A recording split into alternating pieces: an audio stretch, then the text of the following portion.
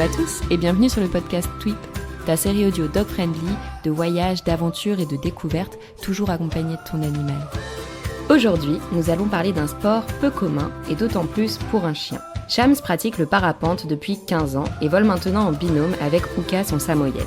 Dans cet épisode, Shams nous partage son quotidien. Il vit en van et pratique beaucoup d'activités outdoor, ce qui plaît énormément à Uka, un chien très actif, abandonné déjà 2 fois. Si cet épisode te plaît, n'hésite pas à le partager et à lui donner une note 5 étoiles sur la plateforme de ton choix. Je te souhaite une excellente écoute.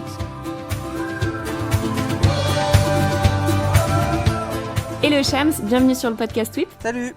Comment tu vas ? Eh ben tout va bien, il fait beau, on est en face d'une montagne dans la nature avec notre van et on peut pas être mieux.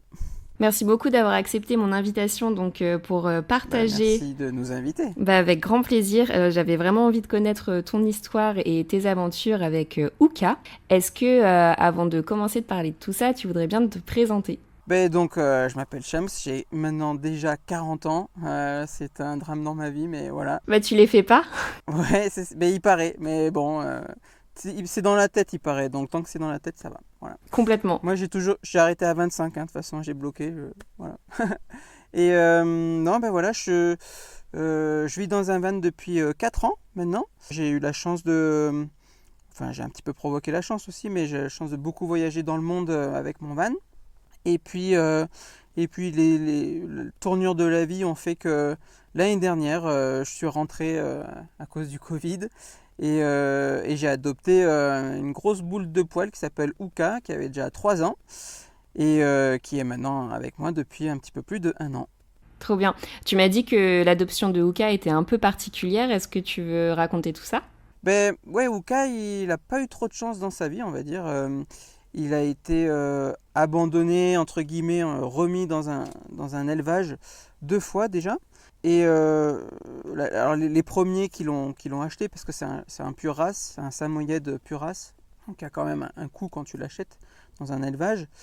A priori, ils vivaient dans un petit appartement, ils avaient des enfants, ils le sortaient peut-être pas beaucoup, alors que c'est un chien qui demande énormément de temps et d'activité intense tous les jours. Uka, là aujourd'hui, il ne sort pas 2-3 heures par jour minimum. Et c'est pas juste le tour du pâté de maison, on va courir, on va dans la montagne, on va faire des trucs, quoi. Tu sens qu'il est pas bien, quoi, qu'il est en demande. Et donc c'est sûr que quand tu vois que le côté peluche pour les enfants, et si tu le sors pas, ça peut être un peu compliqué, je pense. Donc je ne connais pas toute l'histoire exacte, mais je pense que ça a été un petit peu compliqué pour eux.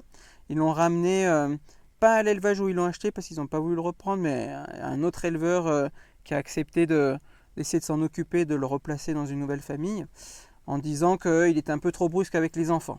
Alors, tu vois, pour un samoyed, c'est un peu surprenant, parce que c'est une race qui est connue pour être super cool avec les enfants, et donc voilà, ils ont un petit peu abandonné l'affaire, on va dire, et ils l'ont rendu. Et les deuxièmes, alors je ne sais pas trop non plus l'histoire, je sais qu'ils avaient un petit jardin, mais je pense qu'ils n'étaient pas là toute la journée, donc ils devaient un petit peu s'ennuyer. C'est vraiment un chien, une race de chien en général qui n'aime pas trop la solitude. Tu vois, que tu le laisses dans la maison du matin au soir, en général ça ne marche pas trop. Et ça peut aller si peut-être tu le sors 2h le matin, 2h le soir, tu vois, mais je crois que c'était pas ça. Et il fuguait, il sortait du jardin, et donc je pense qu'ils ont eu un peu peur. Je crois qu'il y avait un autre chien qui était un petit peu agressif avec lui, donc on pense qu'il est resté dehors pas mal de temps. Et ils l'ont ramené, il était tout parasité, assez sale. Donc l'éleveur le refuge élevage qu'il a repris a dû faire un bon travail d'entretien et de réparation, on va dire, sur Uka. Et ils l'ont récupéré en avril. Et moi, ce sont des gens qui me suivaient sur Instagram, qui suivaient mes aventures avec le van, avec les difficultés que j'avais quand j'étais en Inde, qui m'ont envoyé un message de soutien, en fait. Et puis là, je regarde leur compte et je vois qu'ils ont un samoyed dans un van. Et du coup, je commence un peu à entamer la discussion avec eux sur Instagram en disant comment ça se passe. Parce que tu avais déjà envie d'avoir un chien à ce moment-là, il me semble. Ça faisait... Okay. Quand je suis parti avec le van... Moi, j'ai jamais eu de chien avant. J'étais même plutôt chat. Mais quand je suis parti avec le van, je me suis retrouvé en Norvège à faire des randos, tout ça. Et tu vois tout le monde avec son chien. Et je me dis, ah, c'est vrai que c'est quand même... Moi, j'étais tout seul. Et je me dis, ah, c'est quand même pas mal de pouvoir partager un peu ces aventures avec un copain, quoi. Mais au début du voyage en van, je partais très souvent pour bosser, on va dire tous les mois, je partais une semaine, ou tous les 2 mois, je partais une semaine ou 15 jours. Et je me suis dit, c'est beaucoup de contraintes, un chien, j'ai pas envie de le faire garder par n'importe qui, si je suis au milieu de la pampa et que je dois partir. C'est toujours un petit peu à l'improviste en plus, tu vois, c'est pas du jour au lendemain, mais quasi. Et donc du coup, je me suis dit, c'est trop de contraintes, je préfère être tranquille. Et puis, en fait, ce qui s'est passé, c'est que il y a eu le Covid en Inde, ça a été très compliqué, on va dire. Je suis rentré une première fois en France, mais sans le van. Je suis reparti là-bas chercher mon van. Et là, ça a été début 2021. Ouais, ça a été une période très compliquée pour moi dans ma vie personnellement. J'ai fait une grosse dépression, ça allait vraiment pas bien. Et puis là, je me suis dit, bon, là, si j'avais un copain, quand même, ce serait vachement cool. Donc, il y avait les chiens errants de la plage avec qui je traînais un petit peu. Et je me suis dit, en rentrant en France, je vais vendre mon van, je vais en faire un nouveau. Puis à l'hiver prochain, voilà, je vais adopter un chien. Et puis comme ça, on va essayer de voir comment ça se passe. Et peut-être ça peut être pas mal. Et en fait, du coup, en discutant avec ces gens sur Instagram, je leur explique un peu cette histoire. Et puis je leur dis, ben voilà, si... Et alors aussi, moi quand j'étais petit, j'avais un peu peur des chiens. Je trouvais que ça bave, ça te saute dessus, ça te bave dessus, ça aboie, ça fait du bruit. Et il y avait que un chien qui me faisait pas peur, c'était le chien d'un copain. Il avait un samoyède et c'était une énorme boule de poils qui arrive et qui te fait des câlins. Et je trouvais ça super chouette. Et je voyais un peu ses aventures, donc il l'emmenait faire... il l'emmenait déjà faire du parapente, lui. Il allait faire du snowboard, il allait faire de la rando, il faisait plein de trucs, tout ce que j'aimais bien. Et je me suis dit, bon, bah, si un jour j'ai un chien, je veux bien un chien comme ça, quoi, qui fasse plein de trucs avec moi, quoi. Pas qui reste juste... Du coup, c'est pour ça que tu étais parti un peu sur cette race. Ouais, voilà, absolument, ouais, absolument. Ok. Et du coup, bah, je leur dis, je leur explique un peu l'histoire, et puis je leur dis, bah, je sais que c'est très très rare des samoyèdes à adopter, parce que bah, c'est une race voilà, qui vaut de l'argent en fait quand tu les achètes. Mais donc c'était important pour toi de l'adopter et pas de l'acheter. Oui, exactement, ouais, c'est ça. Je dis, bah, déjà, j'ai Ok. pas tant d'argent à mettre dans un chien. Et je dis, bah, ça serait quand même vachement plus chouette de donner une seconde chance à un petit loup que d'en acheter un. Et je dis, bah, donc je sais que c'est très rare, mais voilà, si vous entendez parler, dites-moi, quoi, voilà, on sait jamais. Et littéralement, mais il faudrait que je vérifie, mais je crois que c'est vraiment 1 heure après, il m'envoie un post sur Facebook et ils me disent, c'est bon, on a trouvé. Et c'est Wooka, il cherche une nouvelle famille et c'est toi la nouvelle famille. Et donc je dis, ah ouais, ok, bon, alors là, sauf que je suis en Inde, je suis coincé. Là, c'était fin mai 2021. Je sais même pas quand est-ce que je vais pouvoir rentrer. Et il me dit, non, mais fais quand même un message. Et j'étais persuadé que l'éleveur, il allait me prendre pour un hippie qui vit dans son van. Et il y avait déjà 200 partages sur Facebook, des milliers de commentaires. J'étais sûr que jamais j'allais l'avoir, quoi. Et j'envoie ma petite histoire, et j'explique ma situation, tout ça. Et il répond le lendemain, c'est exactement ton profil qu'on cherche pour lui. Et là je fais, ah, ok. Donc j'explique que je vais devoir rentrer d'Inde, que je vais être en quarantaine. Et je dis, je pense que je peux venir le voir au milieu du mois de juin, donc dans 2-3 semaines. Et je dis, évidemment, s'il y a quelqu'un qui est intéressé, qui le prend avant, je comprendrai, il n'y a pas de problème. Il fait, non, mais c'est bon, on va le garder pour toi, là, pour l'instant. Tu peux venir quand tu veux. Et donc, je rentre en France, je fais ma quarantaine.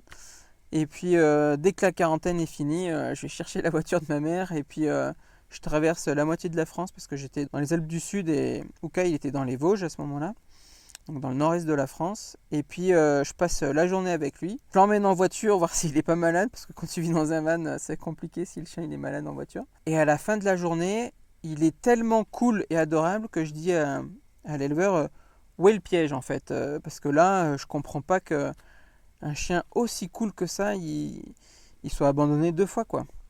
Et en fait il m'explique juste que il est super cool parce que là, depuis qu'il est ici, ben, il joue avec plein de copains, il va faire des tours dans la campagne juste à côté tous les jours. Mais que si tu passes pas ton temps avec lui et si tu le sors pas, ben, c'est sûr ça va être compliqué, quoi. Et donc là, il cherchait quelqu'un qui passe son temps dehors et qui soit beaucoup dispo pour lui et qui soit capable aussi de lui donner un cadre parce qu'il n'avait pas été vraiment éduqué, on va dire.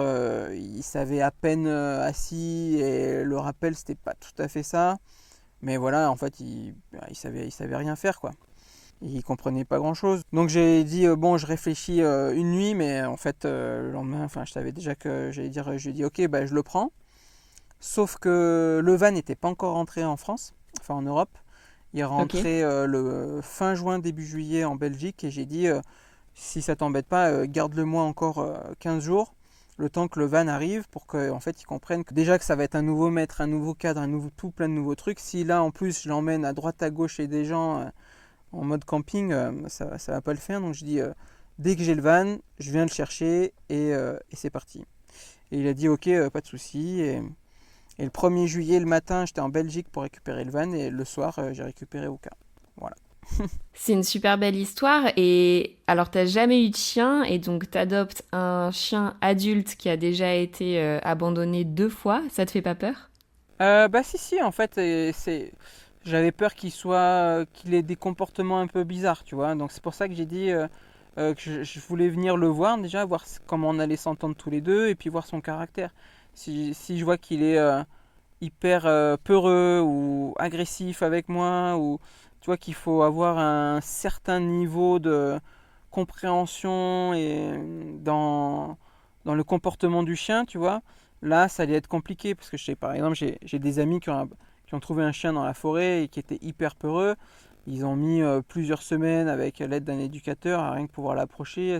Puis tu vois, quand je rentrais dans leur appartement, il se mettait à aboyer tout de suite, à sauter dessus, il avait peur. Là, c'était quand même compliqué. Je dis, bon, moi, je suis pas en état émotionnel et psychologique de prendre un tel chien. Je voulais un truc plus simple, on va dire, tu vois, ou juste de passer du temps avec lui, ça allait marcher. Et c'était exactement ça, parce que quand j'ai passé la journée avec lui, il répondait, il m'écoutait, mais il me répondait pas au doigt et à l'œil, hein, forcément. Mais tu voyais Ouais. que ouais, qu'il était réceptif et puis qu'il était une boule de poil qui a envie de faire des câlins. Ça n'a pas changé depuis. C'est son jeu favori, c'est d'essayer d'avoir le maximum de câlins du maximum de personnes par jour. Donc, c'est ça le problème. Je dis, bon, ça va, c'est pas un gros problème pour moi. Je pense que si vraiment il avait eu des comportements vraiment difficiles, j'aurais dit non. Mais là, vraiment, ouais, comme je t'ai dit, le premier truc que j'ai dit, c'est mais où est le piège? Tu vois, je me suis dit, il y a un truc caché. Et en fait, non, il y a pas de piège. Ok, trop bien. Et du coup, j'ai une question un peu plus personnelle à laquelle t'es pas obligé de répondre si t'en as pas envie, mais comme t'as abordé le sujet, est-ce qu'il t'a aidé à traverser ce moment de ta vie qui était difficile du coup? Alors, aucun problème de parler des soucis psychologiques à ce moment-là. De toute façon, ça fait partie de la vie, ça arrive à plein de monde. Et donc, nous, on en parle vraiment très ouvertement, donc il n'y a aucun problème là-dessus. Oui, mais tout le monde n'en parle pas facilement, justement. Oui, mais je sais que c'est parce que tout le monde n'en parle pas facilement. Je pense que c'est bien qu'il y en ait qui arrivent à parler. Moi, je suis assez ouvert là-dessus, donc il n'y a pas de souci. Donc, oui, non, effectivement, Uka, c'est clair qu'il a changé ma vie au complet, puisque moi, le matin, rien que de se lever, d'aller faire des trucs, c'était très compliqué. T'as juste aucune motivation pour rien. Quand j'étais en Inde, j'aurais pu continuer à voyager avec le van là-bas, mais en fait, j'avais juste plus du tout ni l'envie, ni la force, ni le courage de faire ça. J'avais juste envie de rentrer dans les Alpes, de me poser et de ne rien faire, à part peut-être aller dans la montagne et faire un peu de parapente, mais même ça, c'était compliqué. Et en fait, quant à Uka, le jour où il est arrivé, le matin, il se lève, il te regarde, il fait comme ça pour dire allez, je veux sortir du van. Il sort et puis il te fait bien comprendre que bon, allez, t'es gentil là, mais on va aller peut-être promener parce que là, on est dans la montagne. Pour lui, je pense qu'il avait jamais vu de montagne de sa vie. C'était Disneyland, il y avait des odeurs de partout, des chemins de partout, des gens qui se promènent et tout. Et donc, que tu sois heureux, pas heureux, triste ou quoi que ce soit, Bah lui, le matin, ça, il s'en fiche, il a envie d'aller promener, donc il faut aller promener. Donc, en fait, il m'a forcé à refaire des trucs, à ressortir et à refaire tout ce que j'aimais avant, en fait. Et puis, et du coup, ça a tout changé, ouais, évidemment. Ouais. Parce que justement, tu le disais, t'es plutôt un mec de l'extérieur et tu pratiques pas mal de sports, notamment avec Uka. Ouais, Qu'est-ce que tu fais avec lui du coup? évidemment, du coup, j'ai commencé à emmener Uka dans mes petites aventures à moi. Donc, aller déjà promener en montagne, courir tous les deux ensemble en canicross.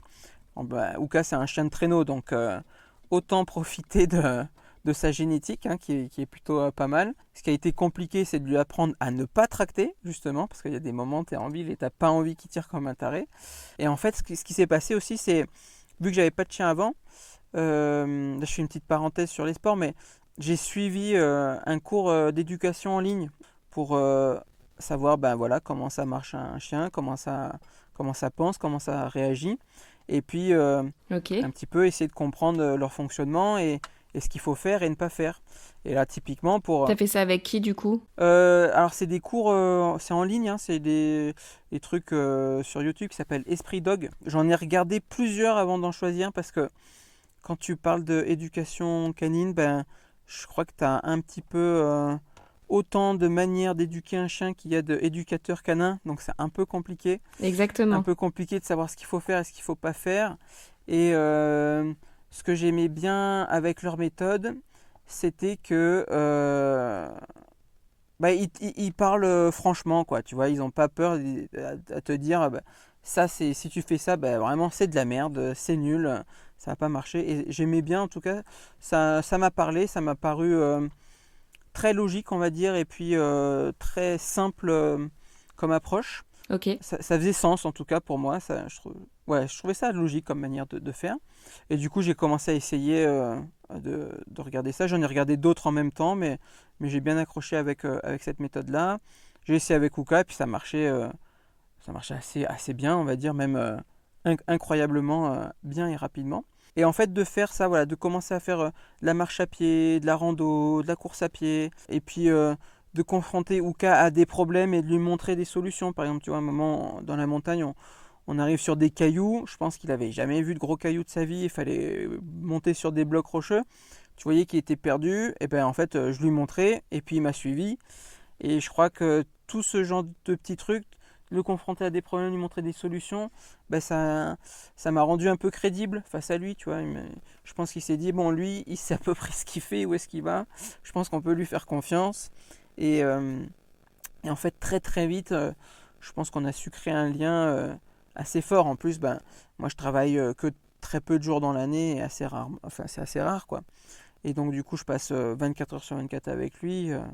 Forcément, tu crées un lien. En un jour ou 2 jours, il a compris que le van c'était sa nouvelle maison. Genre, on allait promener et puis il rentrait au van, il se posait, il savait que c'était sa maison quoi. Et puis il attendait que on aille promener, même s'il y avait des gens qui passent à côté, tu vois, il attendait, donc ça s'est fait assez vite. Force de faire voilà, toutes ces petites choses, de l'entraîner, de l'éduquer dès le premier jour, en fait, je ne vais pas vraiment laisser tendre de pause que ça.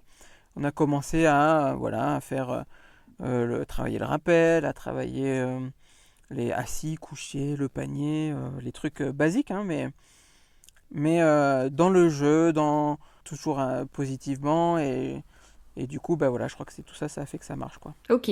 Donc t'as commencé les sports plutôt avec la course et la randonnée. Ouais. Et comment t'as fait pour te mettre au parapente? Et alors le parapente, en fait, donc ce qui s'est passé, c'est que bah, moi je fais du parapente depuis 15 ans, donc évidemment que j'avais en tête de voir s'il allait être ok pour aller voler.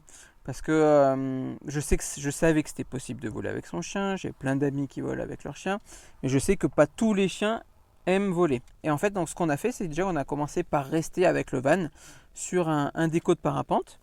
Donc on était littéralement garé sur le déco. Donc tous les jours, on voyait des gens qui venaient voler en biplace, qui venaient faire leurs vols commerciaux. Et donc il avait des câlins des pilotes, des câlins des passagers. Il a pu entendre ce que ça faisait comme bruit, comme son, la voile d'un parapente, ce qui se passait quand il décollait. J'ai vu qu'il était pas mal intrigué par ceux qui décollent et qui partaient au loin. Donc il se demande, je sais pas ce qu'il se passait dans sa tête, mais tu voyais qu'il était attentif dès qu'il y avait des gens qui volaient. Mais voilà, ça a permis déjà de faire un premier truc d'adaptation et qui s'habitue un petit peu à tout ce folklore-là. Ensuite, du coup, je me suis mis à moi jouer avec ma voile de parapente sur le déco, un peu comme tu joues avec un cerf-volant. En fait, tu voles pas, mais voilà, tu la manipules, tu fais exprès de la faire tomber à côté de lui. Tu essayes de l'habituer à ne pas marcher sur la voile, à ne pas marcher sur les petits fils du parapente, à lui expliquer un peu ce qu'il peut faire, ce qu'il peut pas faire. Et puis toujours dans le jeu, on faisait ça, on mélangeait ça avec pas bouger, tu viens, et des petites croquettes et des petits gâteaux à chaque fois qui s'approchaient. Et ça s'est fait hyper simplement tout ça aussi parce que toujours, il n'a jamais montré de signe de peur ou d'anxiété particulière. Moi j'ai eu aucun le 1er juillet, donc il y a eu des feux d'artifice tirés au 14 juillet. Là j'ai tout de suite compris que ok, alors ça c'est des sons qu'il aime pas du tout. Ça lui fait énormément peur, il se réfugiait sous le van où il aboyait et il se mettait dans le van. Et alors que tu vois, j'ai bien vu que le parapente, ça il s'en fiche complètement quoi. Donc ça a permis de faire valider cette étape-là. Et ensuite, il restait 2 choses à faire. C'était il y a des harnais qui sont conçus spéciaux sur mesure sur les chiens pour pouvoir les emmener voler. Donc ça coûte un peu des sous. Donc avant d'en acheter un, je me suis dit on va quand même essayer de voir si ça le gêne pas, si ça lui fait pas mal, etc. Donc en fait j'ai emprunté le harnais d'une amie qui a un chien qui a un poil trop grand pour lui, mais juste d'essayer de lui voir s'il dit rien quand on lui met. Et la première fois on lui a mis et je l'ai suspendu avec mes bras comme ça. Et il était tellement fixe à rien dire et être hyper chill quoi, que ma pote me dit mais c'est incroyable, ton chien il dit rien, moi si je fais ça au mien, on voit qu'il aime pas trop quoi. Il est moins détente. Moins détente, en tout cas il était vraiment hyper relax. Il y a une petite vidéo sur Instagram qu'on a mis et en fait c'est la toute première fois où je le suspends dans le harnais et puis tu vois que franchement il dit rien quoi. Et on a fait ça c'est bon. Et du coup l'étape suivante ça a été parce que Ukai il est assez lourd on va dire, il fait 27 kilos. C'est rigolo parce que c'est vraiment un chien touffu. Enfin, j'imaginais que c'était beaucoup plus lourd que ça. Ouais, non, il a beaucoup de poils en fait, il prend du volume, mais il n'est pas si lourd que ça pour son volume. Mais bon, il fait quand même 27 kg et 27 kg à porter, si tu dois le porter sur les épaules pour décoller juste en travers de toi comme ça, c'est un petit peu trop lourd pour moi. Moi, je suis pas un gros gabarit. Et donc, je me suis dit, on va lui apprendre à venir entre mes jambes et à courir au décollage. Donc ça se fait, hein. Il y en a d'autres qui ont fait ça avant. Mais c'était plus simple pour moi. Donc, et puis je me suis dit aussi, si je lui apprends à venir entre mes jambes, il doit faire une action de venir. Et ça me permet de l'accrocher et ensuite décoller. Et je me dis, s'il a peur du parapente, si ça ne lui plaît pas, en fait, il va faire comme avec le feu d'artifice, comme avec les coups de fusil des chasseurs, ou comme là, il n'y a pas longtemps, il s'est pris le jus des fils de sécurité pour les enclos des chevaux ou des vaches, tout ça. Et là, je peux te dire que dès qu'on approche de l'enclos, c'est les 4 pattes en arrière et hors de question de s'approcher. Donc, je me suis dit que de lui apprendre à venir entre mes jambes, s'il n'aimait pas le parapente, ça lui donne l'option de faire demi-tour et de pas venir en fait. Donc en fait ce qui se passe c'est que je le mets à côté de ma voile qui est au sol, je le pose à côté, je lui dis pas bouger, moi je vais m'accrocher, je m'équipe et puis je lui dis hop décollage et ça c'est la commande pour venir se placer entre mes jambes et là une fois qu'il est entre mes jambes je peux l'accrocher à mon harnais et on peut se mettre à décoller, à courir ensemble. Donc je lui ai appris ce truc sans la voile d'abord. Ensuite j'ai fait la même chose avec la voile au-dessus de la tête. Et la dernière étape, ça a été de faire un premier petit vol. Et en fait, on a fait un vol comme quand tu apprends à faire du parapente. C'est-à-dire que tu fais le décollage, tu voles 10 mètres et tu te poses. Je détache Uka, j'ai regardé sa réaction. Il n'est pas parti dans tous les sens en courant, en se disant oh là là. On a fait une grosse séance de câlins et en fait, on était prêt juste à remonter pour voler cette fois-ci 1 minute. C'est-à-dire qu'on a volé un petit peu plus longtemps. Et ensuite on vole 5 minutes, puis 10 minutes, et puis comme ça petit à petit j'ai pu l'habituer à à ce qu'il soit de plus en plus longtemps en l'air. Mais en fait, ça a été très progressif. Et à chaque fois, l'idée, ça a été de regarder la réaction de Uka au décollage, savoir s'il venait bien se placer entre mes jambes. Évidemment, à l'atterrissage, où là, à chaque fois, c'est des câlins, on va voir les autres pilotes, on essaye de jouer, et voilà. Super intéressant, et j'aurais peut-être dû commencer par là d'ailleurs, pour les personnes qui aimeraient faire du parapente ou qui savent pas du tout comment ça se passe. Avant même de faire du parapente avec son chien, comment on se met au parapente ? Alors, quand tu apprends le parapente, tu apprends déjà tout seul en fait. Tu n'es pas en biplace comme quand tu vas faire un petit biplace commercial où tu veux découvrir les sensations. En fait, quand tu apprends, tu es déjà tout seul et tu fais exactement ce que j'ai fait avec Uka, c'est-à-dire que tu vas faire ce qu'on appelle de la pente-école, c'est-à-dire que tu apprends d'abord à gonfler la voile et à atterrir. Et en fait, tu fais des mini-vols, des petits sauts de puce comme ça, là, pouf, de 5 mètres, 10 mètres, où tu voles 5 secondes, 2 secondes, 10 secondes. Et en fait, ce qui se passe, c'est qu'une fois que tu maîtrises bien ton décollage, puis ton atterrissage, l'atterrissage, c'est relativement très facile. C'est plus la partie vraiment décollage où on se concentre sur cette partie-là au début. Et ben en fait, quand tu vas voler plus longtemps, c'est exactement la même chose. C'est-à-dire que tu décolles, tu voles et tu poses, mais au lieu de voler 10 secondes, ben en fait, tu voles 1 minute, 10 minutes, 1 heure, 2 heures, aussi longtemps que tu peux, quoi. Donc en fait, voilà, vraiment, c'est ça qui est primordial, c'est maîtriser son décollage et son atterrissage. Ensuite, au fur et à mesure de ton apprentissage en parapente, tu vas apprendre à gérer la partie entre les deux, c'est-à-dire le vol. Et dans le vol, tu vas apprendre à faire des virages à droite, à gauche, à te déplacer, à comprendre la masse d'air, comprendre la météo et essayer de rester le plus longtemps possible en l'air. Et ça, voilà, ça c'est avec l'expérience, le nombre de vols. Et en gros, on dit que au bout d'une trentaine de vols, en moyenne, tu es autonome, c'est-à-dire que tu es capable de décoller tout seul, voler dans des conditions calmes et aller poser tout seul sans que personne te parle à la radio. Parce que ce qui se passe quand tu apprends à faire du parapente, c'est que tu as un moniteur au décollage, un moniteur à l'atterrissage, et en fait, ils te parlent dans une radio et tu es quasi autoguidé. Ils te disent, allez, tu descends un petit peu ta main gauche, allez, encore un peu plus de 10 cm, tu relèves, et puis là, tu restes bien droit, on va venir poser, etc. Vraiment, ils te guident dans l'air comme un petit jouet, et puis c'est comme ça que tu apprends au fur et à mesure, quoi. Et puis au fur et à mesure, maintenant que tu es à l'aise dans des conditions calmes, tu vas commencer à voler dans des conditions un petit peu plus turbulentes qui te permettent de rester un petit peu plus longtemps en l'air. Et en fait, tu apprends à analyser voilà, tout ce qu'il y a autour de toi qui est invisible, qui est cette masse d'air qui bouge, qui est en mouvement permanent. Tu apprends que par exemple, il n'y a pas de trou d'air dans l'air, ça n'existe pas. Quand l'avion il bouge, c'est pas qu'il y a un trou dans les airs, c'est juste qu'il y a des turbulences et que c'est tout à fait normal.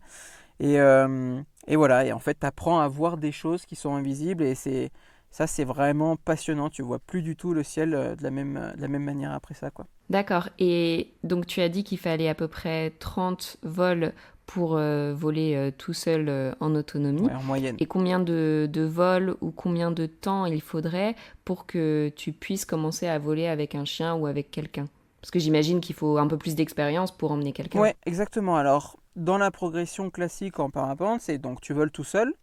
Et puis, tu progresses dans des conditions un peu plus turbulentes. On dit que c'est des conditions un peu thermiques. C'est ça qui te permet de rester en l'air parce que tu essayes de tourner dans des colonnes d'air chaud, en fait. Et c'est ça qui te permet de rester en l'air parce que l'air chaud monte, etc. etc.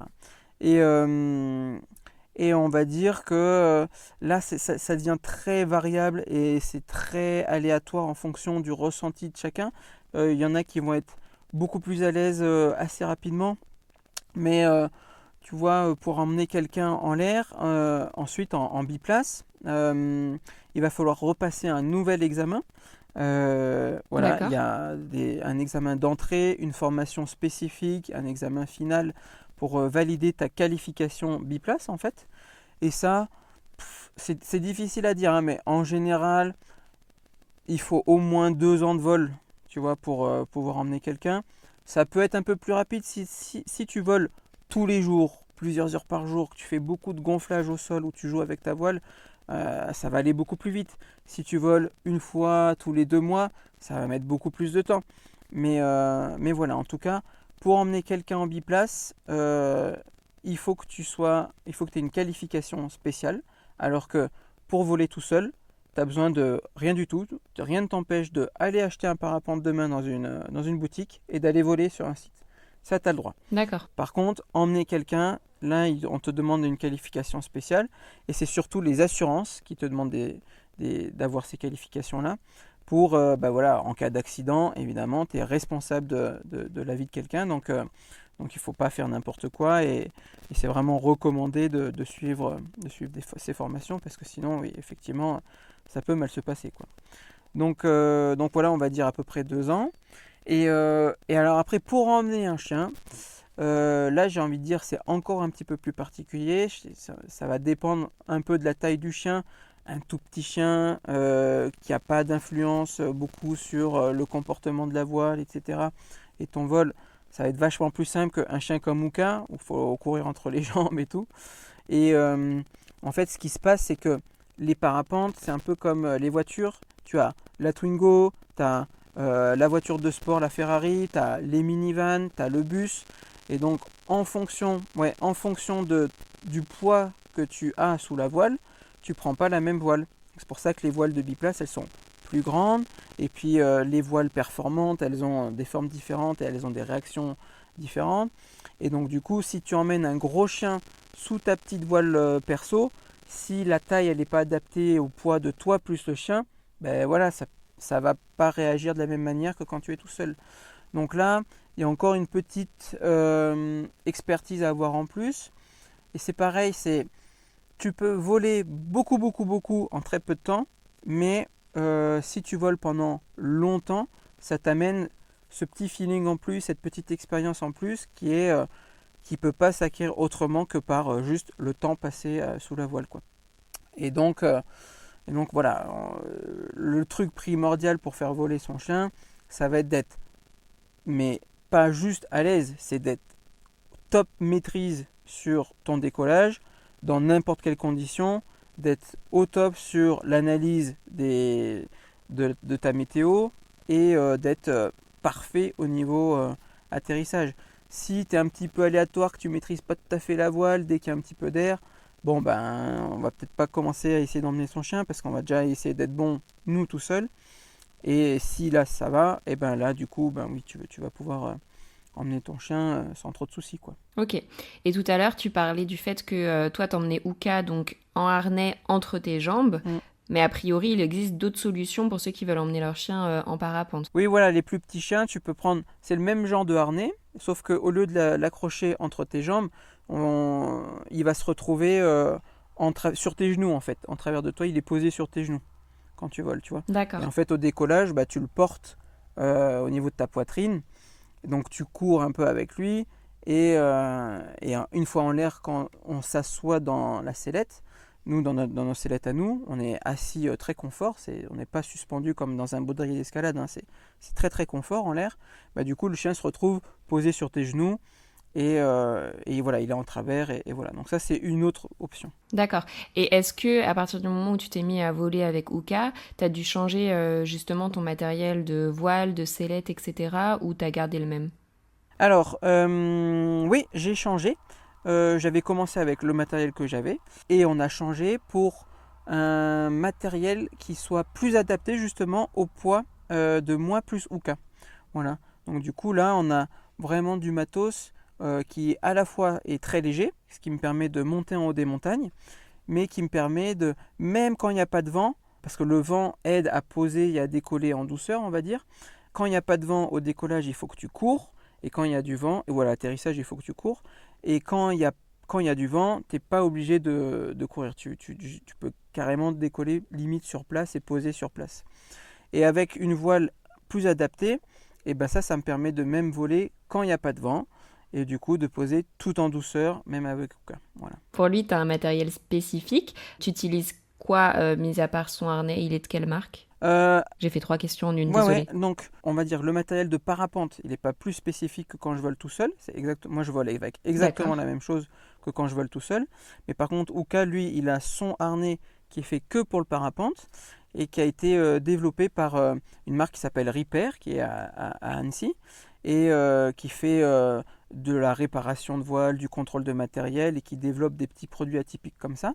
Et en fait, on est allé avec Uka dans les ateliers, on a fait tout sur mesure, et tu vérifies que tout est ultra confort pour lui en fait. Et on a passé 2 jours à le suspendre dans tous les sens et à regarder si les sangles n'appuient pas trop. On a essayé de développer même un petit harnais avec des petites spécificités un peu plus techniques pour améliorer encore le confort du chien.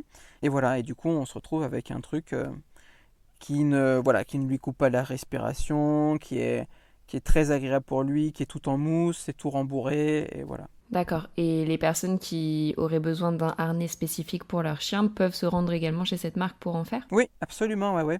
Et d'ailleurs, les aventures avec Uka, elles sont devenues virales sur Internet, et je sais que ça a déclenché un nombre de commandes de harnais pour chiens assez impressionnant.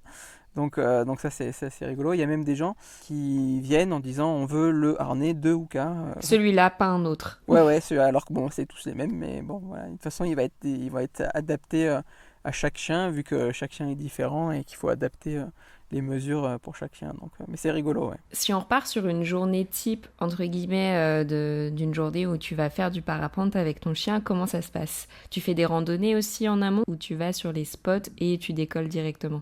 En fait, chaque journée est différente et ça dépend de la météo, ça dépend de mes envies à moi, ça dépend de si ma chérie est là pour nous accompagner.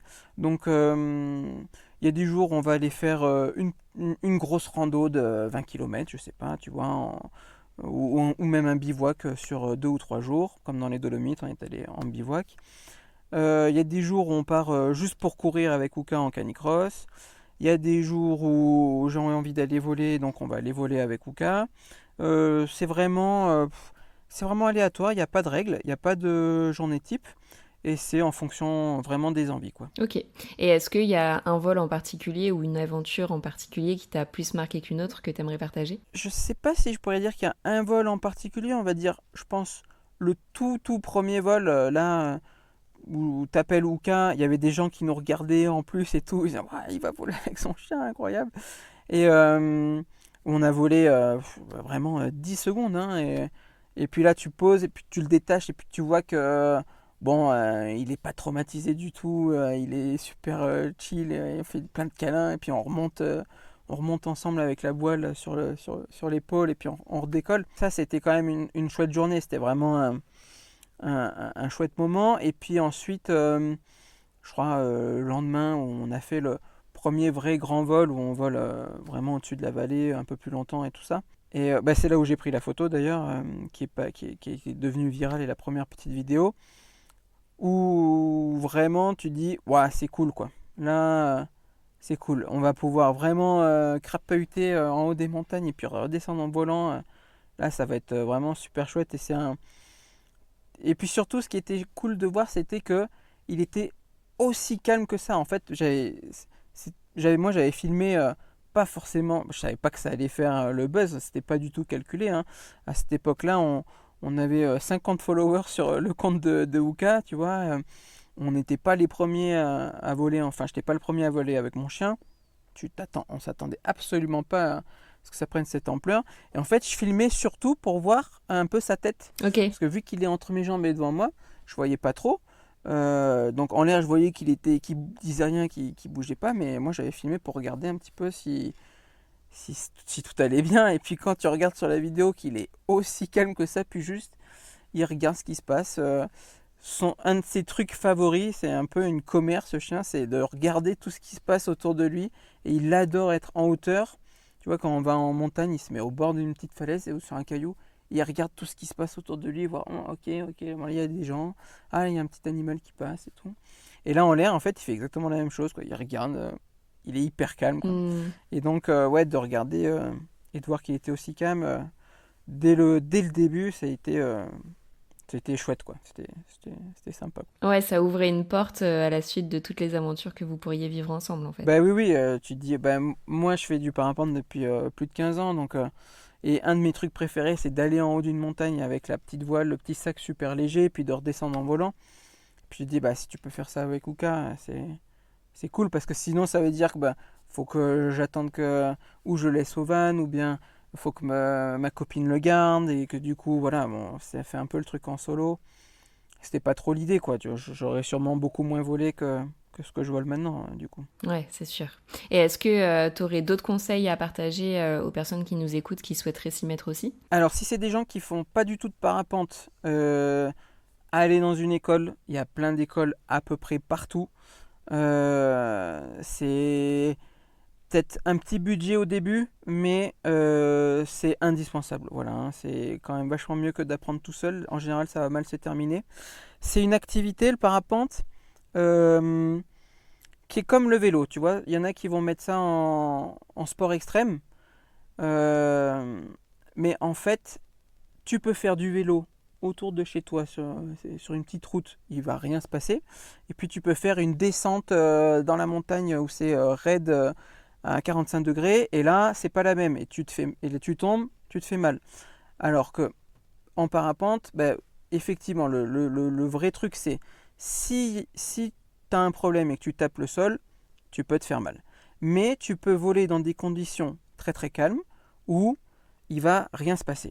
Et en fait, c'est ça qu'il faut comprendre, c'est que tu peux faire du parapente comme tu fais une petite randonnée dans les airs hyper calme, où tout est chill, tout est sous contrôle, et tu n'es pas obligé de te mettre la tête à l'envers. Et non, il ne va pas y avoir un trou d'air, il ne va pas y avoir des turbulences tout le temps. Ça s'apprend à se gérer, ça s'apprend à se reconnaître ces conditions-là. Et donc voilà, donc premier truc pour les gens qui veulent commencer, c'est vraiment aller dans une école, prenez le temps d'apprendre, n'allez pas trop vite, et juste kiffer, parce que c'est juste c'est un vrai bonheur, quoi. C'est vraiment une sensation où tu es bien assis. C'est pas comme le parachutisme, la chute libre.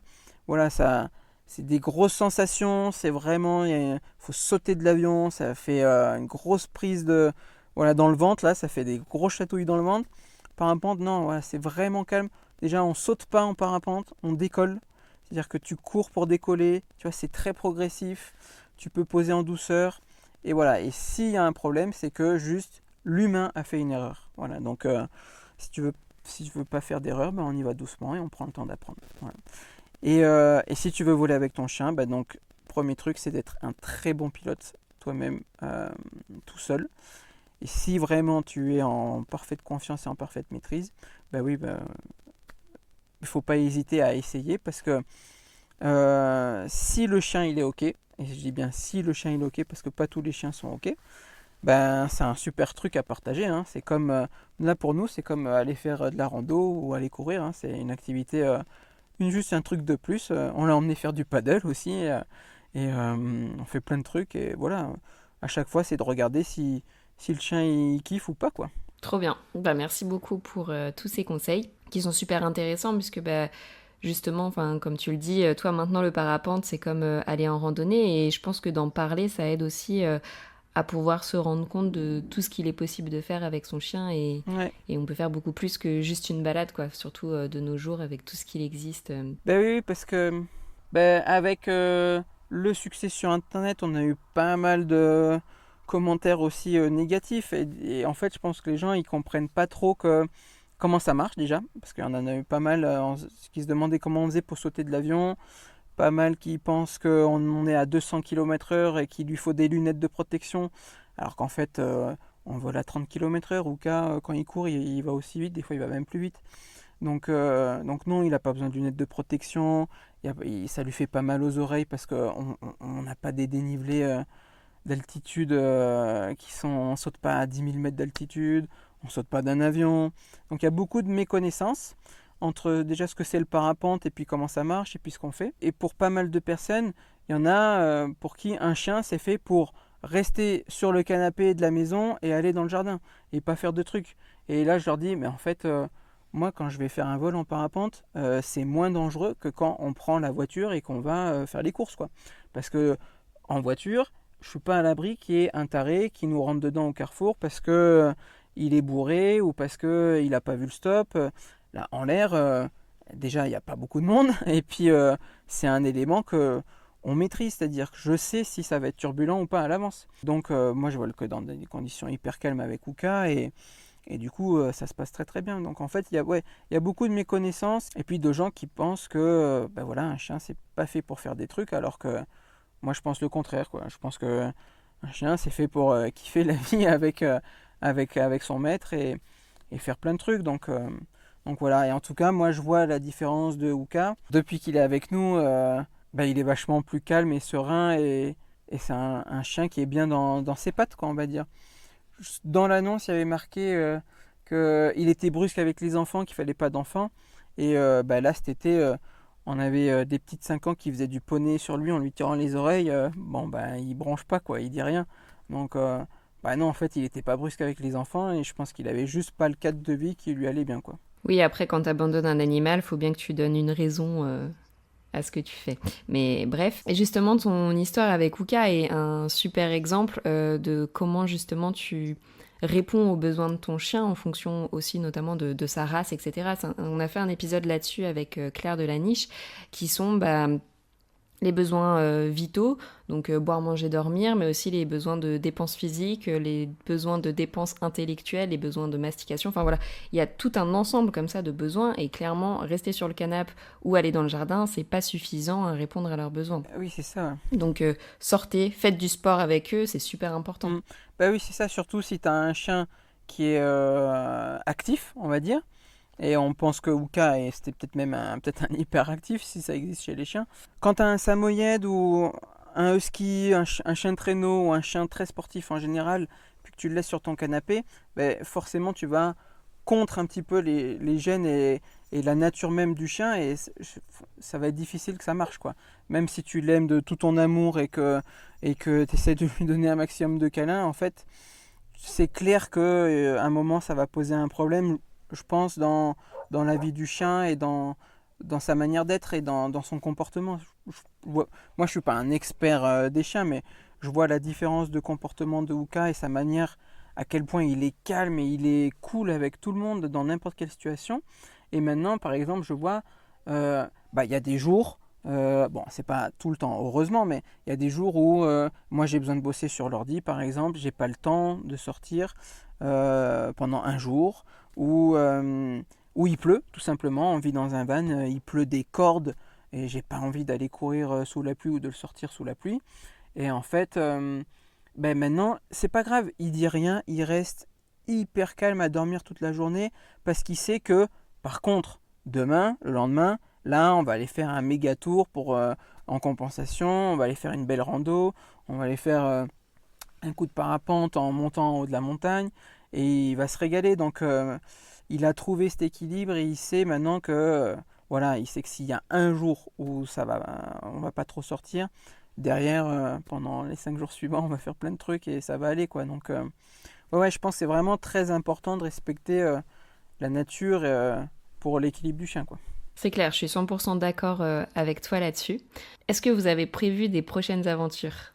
D'autres voyages Alors oui, la prochaine grosse aventure, on va dire... Alors, on prévoit des choses, mais j'aime bien dire que le plan, c'est de ne pas avoir de plan. Donc on se laisse quand même pas mal de marge, mais Ouais, le Covid nous a bien montré que c'était bien aussi de ne pas avoir trop de plans. Ouais. Moi, quand je suis parti il y a 4 ans avec le van, j'avais dit je pars 2 mois en Norvège. 2 ans après, j'étais au fin fond de l'Inde et je n'étais pas rentré, quoi. Donc on se laisse quand même pas mal d'options. Mais le plan principal, là, ça va être de vendre le van qu'on a en ce moment. Et puis d'en faire un nouveau. Parce que Uka prend de la place. Mon amoureuse, ça prend de la place aussi dans un van. Donc on va faire un van qui est un peu mieux pensé et un peu mieux aménagé pour une vie à 3. Et puis donc on va le faire un peu plus grand et un peu mieux pensé. Et puis on fait ça cet hiver. Et après, l'année prochaine, l'idée ça va être de repartir un petit peu à l'aventure en promenade avec le van. On n'a pas décidé où, ça peut être l'Europe tout simplement, parce qu'il y a plein de trucs chouettes à voir. Ça peut être de repartir un petit peu plus loin, peut-être vers l'Asie centrale où je ne suis pas allé, du coup à cause du Covid où il y a eu un petit frein. Ou carrément partir en Amérique du Sud si on peut. Le monde est grand, il y a plein de trucs à voir et on se laisse vraiment un maximum de possibilités pour pour partir explorer et juste se faire plaisir, quoi. Génial. Bah, merci en tout cas pour ton retour et d'avoir raconté toutes tes aventures avec Uka. Est-ce qu'il y a des choses que tu voudrais partager dont on n'aurait pas encore parlé? Bon, c'est un petit truc, c'est un petit détail, mais c'est sur quand tu me demandais si Uka il m'a apporté quelque chose à moi personnellement là quand ça allait pas trop. Clairement, donc oui, Uka il a changé ma vie, mais je pense que j'aime bien dire que je pense que Uka il avait autant besoin de moi que moi j'avais besoin de lui à ce moment-là en tout cas. Donc oui, je pense qu'on s'est très bien trouvé et voilà, on a plein de belles aventures à vivre encore et voilà, moi j'ai hâte de voir la suite aussi. Trop bien, des jolis mots pour finir cet épisode. Ben, merci beaucoup en tout cas Shams pour tout ça. Si nos auditeurs veulent te retrouver, où est-ce qu'ils peuvent te suivre? Alors le plus simple c'est de suivre nos aventures sur Instagram en fait, c'est là où on est le plus actif. Donc Ok. on a plein de comptes différents parce que tout est séparé du coup maintenant, mais donc moi c'est Shams Filmmaker. Voilà, ça, de là-dessus, on va trouver les autres comptes. Donc, il y a le compte de Uka, c'est uka.sam, évidemment. Et le van Adventurous Life, avec un A, voilà, Adventurous Life. Il faudrait peut-être que je change, c'est pas le meilleur nom, mais bon, voilà, en attendant, pour l'instant, c'est ça. Et voilà, et sur ces 3 comptes-là principaux, c'est là qu'on partage toutes nos aventures et tout ce qui se passe pour nous. Super, ben, je mettrai tout ça dans la description pour qu'on puisse te retrouver plus facilement. Il ne faut pas hésiter s'il y a des questions ou voilà, juste envie d'envoyer un message. Je regarde tous les messages, donc je réponds à tout le monde, il n'y a pas de problème. Super, et parce que oui, tu partages tout en anglais, c'est pour ça aussi que j'avais eu un doute avant de te contacter, mais t'es français et tu parles français, donc on peut te parler aussi en français. Oui, on fait tout en anglais juste parce que moi, les gens qui me suivaient à l'époque, au début, c'était plus international que juste français. Et du coup j'ai tout fait en anglais. Mais oui, on parle français, il n'y a pas de problème. Super. Et ben merci beaucoup en tout cas. Merci. Et je te dis à très bientôt. Ouais, merci à toi. Merci beaucoup d'avoir écouté cet épisode jusqu'au bout, ça me fait très plaisir. J'espère qu'il t'a plu, et si c'est le cas, n'hésite pas à laisser une note 5 étoiles sur la plateforme de ton choix.